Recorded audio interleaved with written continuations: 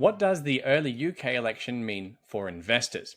Who better to ask than Nigel Farage? Nigel, we've passed back and forth some talking points for this video, but what I don't know is which one of them you consider to be the most important one for our question of what the UK election means for investors. So I'll leave it to you with an open floor. Which one of those talking points do you think is most important? I think pensions are the most important. If you remember back, like 25 years ago, but the one thing Labour did as soon as it got into power was to attack the private pension sector with taxes on dividends, which of course hit reinvestment, hit compounded growth. There are all sorts of dark rumours as to what they might do with pensions. Jeremy Hunt did lift the limits on what people could put into pensions. This was done partly because a lot of mid-50-year-old doctors were just leaving the NHS because their pension pots were full. I expect that's going to be cracked down upon. I think pension pot limits will be reduced. Whether there are more taxes, it's difficult to say, but I do think pensions are perhaps the biggest short-term worry. I mean, on the face of it, Labour's economic plans are identical to the Conservatives, literally identical. All their projections for deficits, they're all exactly the same. This will all depend on what kind of Labour government we get. I look at Rachel Reeves. It doesn't exactly inspire much confidence in me, I have to say. But a lot will do. I mean, let's assume that Labour win, and I'm sure they will win. I think the worry would be that if Starmer had a majority of less than 50, the hard left, who genuinely think money grows on trees and believe in modern monetary theory and all of this baloney, would have Starmer chucking money, left, right, and centre at absolutely everything. So oddly, a slightly bigger Labour majority will see more stability. And that's what Starmer's promising. He's promising stability, by which he means no change at all. Now, the history of Labour governments is they're spendthrift, but then you could argue this Conservative one has been pretty much the same. What I don't anticipate is a Liz Truss style crisis. I just don't see that happening. With her, the Bank of England, the IMF, everybody was against her free market, low tax agenda. And of course, viciously, the Bank of England sold gilts the day before her budget. It was one of the most overt political acts from a so-called independent Bank of England that you've ever seen. I think if there were questions about British debt, if there were questions about British borrowing, I think you'd find the Bank of England being a lot more helpful to Labour than they were to Liz Truss. There's this story going around at the moment in financial circles that what we have now is a sense of fiscal capture, a fiscal dominance. The idea being that central banks cannot raise interest rates without sending governments bust.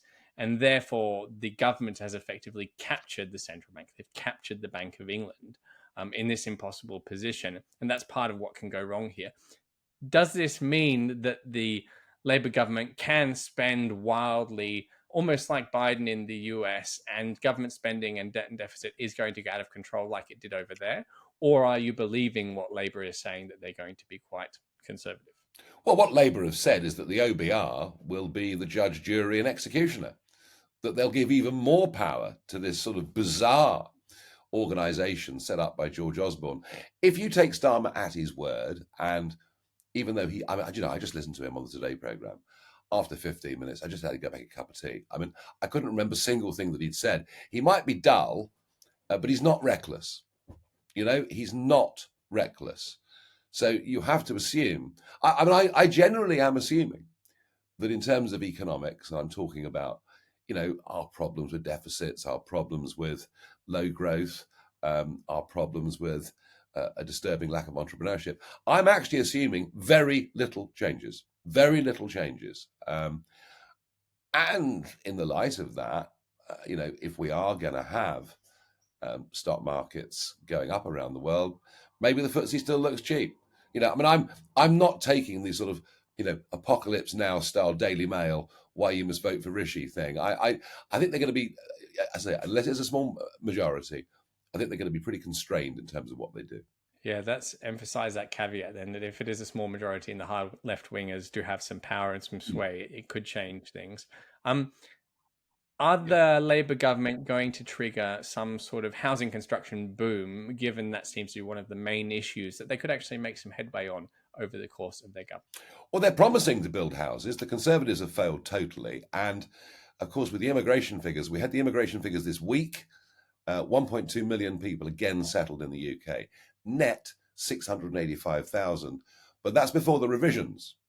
Last year's figures were 606,000 until the revisions put them up to 745. So, we need to build a new dwelling every 2 minutes just to cope with immigration, let alone the shortfall that exists in the market already. I suspect that Labour will build a few more houses than Tories. I think you'll see quite a lot of changes to planning rules. I think you'll see a bit more central government overpower, on top of what local councils can do. So, yeah, they will build a few more houses, but will they be able to build the numbers that we need? I very, very much doubt it. And I don't see any sign of net migration changing. Both parties seem to be completely in hock to big business, which wants as much cheap labour as possible, which has been part of our productivity problem. So, yeah, they'll build a few more houses, but I doubt they'll get, over 300,000. I very much doubt it. One of the ways we've paid the price for Labour governments in the past is a crashing value in the pound. Are you expecting something similar to occur this time round, especially given they seem to have captured the Bank of England into supporting whatever spending they do come up with?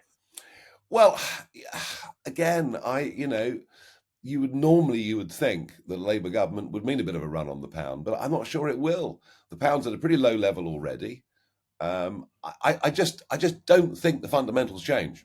I just don't think they do, and I think the truth is on economics, on immigration, on a whole raft of things, the parties are remarkably similar. The one difference is that Labour are promising all sorts of union laws, labour laws, which would make, and it's going to take 2 or 3 years to get this stuff through, remember, but it would make the British economy even less competitive than it is now. Prospects of tax cuts hovering at around about zero, I would have thought. There'll be more fiscal creep. Pensions may be under threat. But if one goes back to fundamental choices at general elections between entirely different philosophies, it does not exist here. These are both, whatever they tell the electorate, however much they pretend in the next 6 weeks to be different, the truth is they are remarkably similar. So I think that the UK will continue to do okay relative to Europe, very poorly compared to America, but certainly, in my view, underfulfilling the potential that Brexit gives it.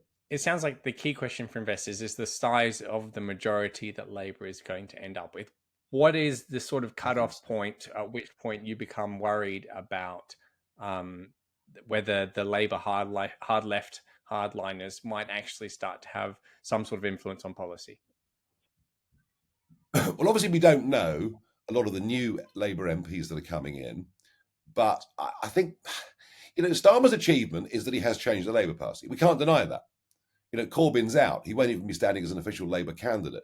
He has launched, as Kinnock did before and Blair did before. When Starmer says it's a changed Labour Party, actually it is. That's the one thing you have to give him credit for. It is. Although, of course, he's got the other problem now of Islamist Greens and Galloways and people like this in the inner cities. But that's not enough this time round to damage them, because the seats in which there'll be a big pro-Gaza vote are seats that Labour have a 25,000 majority in anyway.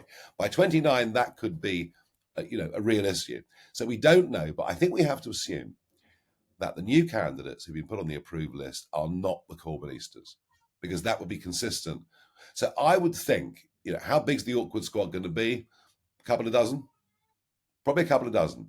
Hence, a couple of dozen going the other way means anything under 50, I think, would be the real warning bell. But maybe the polls narrow as election day approaches. I don't know. They probably will a little bit. But I still think we're looking at a stonking Labour majority. I just think the Conservative brand is absolutely bust. I think Rishi is appalling at delivering messages. And just to stand out in the rain in Downing Street, reading off a piece of paper with no passion, with no vim, with no vigour. That image of him in the rain, it won't just be Private Eye's front cover next week. We'll be laughing at it in 20 years' time. Amateurish, unlikely to really turn things around. So yeah, I still think stonking Labour majority. Do we lack a Labour Party or do we lack a Conservative Party or both? Both. Both. It's the Uni-party. Two forms of big state, high tax, open border social democracy. That is what we've got. And that's why so many of these election debates, frankly, are farcical. The differences are really, really marginal. You told me before we hit the record button that you can see the coast of France. I hope you're not considering doing a runner. No, I'm not at all. But I am going to.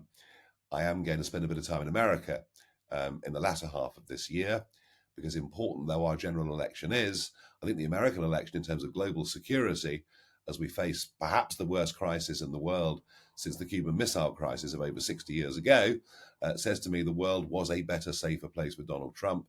And my intention is to spend a bit of time in, I'll campaign in this election, but in the general here. But if I can help motivate some grassroots conservatives in America to get out and help Trump win, I reckon that's the best thing I can do. And if viewers are interested in hearing what Nigel has to say about the US election, consider our video from last week, which I'll put the link to below. Nigel, thanks very much for coming on. And to everyone at home, thanks for watching.